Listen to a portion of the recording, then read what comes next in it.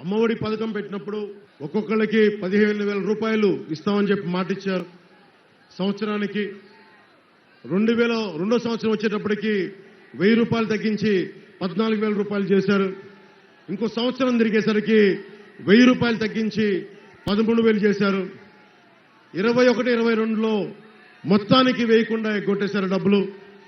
83 లక్షల మంది ఎంతమంది బిడ్డలున్నా కానీ, 4 బిడ్డలున్నా కానీ మేము అమ్మఒడి పథకానికి డబ్బులు వేస్తామని చెప్పి ప్రభుత్వంలోకి వచ్చిన తర్వాత ఒక్కడికే ఒక బిడ్డకే ఇస్తామని చెప్పి 83 లక్షల మంది లబ్ధిదారులుంటే కేవలం 44 లక్షల మందికే అమ్మఒడి పథకం ఇచ్చారు.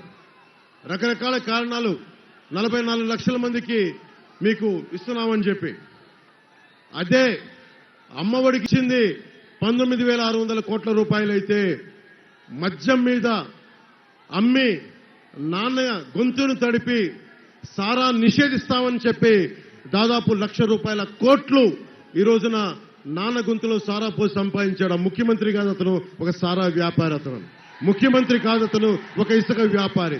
ముఖ్యమంత్రి కాదు, అతను ల్యాండ్ని దోచే ఒక స్కామ్స్టర్. అతను